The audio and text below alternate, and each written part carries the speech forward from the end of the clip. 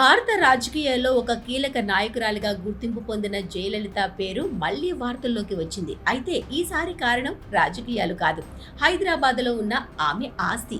హైదరాబాద్ నగరంలోని శ్రీనగర్ కాలనీ ప్రాంతంలో ఉన్న జయలలిత బంగ్లాను గ్రేటర్ హైదరాబాద్ మున్సిపల్ కార్పొరేషన్ అంటే జీహెచ్ఎంసీ అధికారులు సీజ్ చేశారు. కారణం సుమారు 1.5 కోట్ల ప్రాపర్టీ ట్యాక్స్ బకాయిలు. ఈ ట్యాక్స్ బకాయిలు ఒక్కసారిగా ఏర్పడినవి కాదు.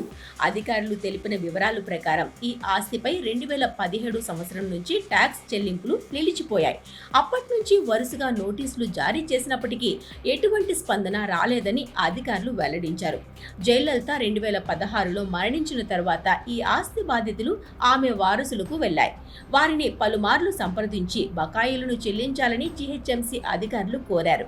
ఫిబ్రవరి నెలలో కూడా కొత్తగా నోటీసులు ఇచ్చిన చెల్లింపులు జరగకపోవడంతో చివరకు గడువు ముగిసిన తర్వాత అధికారులు ప్రత్యక్షంగా వెళ్లి ఆ భవనాన్ని సీజ్ చేశారు.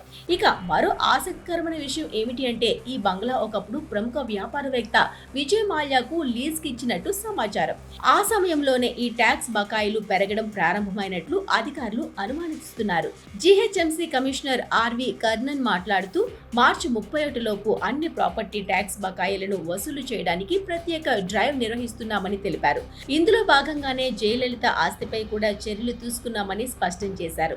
ఇది ఒక ప్రత్యేక కేసు మాత్రమే కాదు, హైదరాబాద్ మొత్తం మీద పెద్ద స్థాయిలో ట్యాక్స్ వసూలు డ్రైవ్ కొనసాగుతోంది. ఇటీవల వారాల్లోనే 100కు పైగా పెద్ద భవనాలు, హోటళ్లు, షాపింగ్ కాంప్లెక్స్లు, ఆఫీస్ బిల్డింగ్స్, విద్యా సంస్థలు ఇవన్నీ కూడా బకాయిల కారణంగా సీజ్ చేసినట్లు అధికారులు తెలిపారు. జీహెచ్ఎంసీ పరిధిలో మాత్రమే సుమారు 1400 కోట్లకు పైగా ప్రాపర్టీ ట్యాక్స్ బకాయిలు ఉన్నాయని, మొత్తం హైదరాబాద్ ప్రాంతంలో ఈ మొత్తం 3000 కోట్లకు మించి ఉందని అధికారులు వెల్లడించారు. అయితే ప్రభుత్వం ఒక టైం సెటిల్మెంట్ స్కీమ్ కూడా అందిస్తోంది. ఇందులో భాగంగా యజమానులు పూర్తి ట్యాక్స్ చెల్లిస్తే వడ్డీపై మినహాయింపులు పొందే అవకాశం ఉంది. మొత్తం మీద జయలలిత బంగ్లా సీజ్ ఘటన ఒక పెద్ద సందేశాన్ని ఇస్తోంది. ఎవరైనా సరే ట్యాక్స్ చెల్లింపుల్లో నిర్లక్ష్యం చేస్తే కఠిన చర్యలు తప్పవు. హైదరాబాద్లో ప్రాపర్టీ ట్యాక్స్ వసూలు విషయంలో అధికారులు ఇప్పుడు మరింత కఠినంగా వ్యవహరిస్తున్నారు.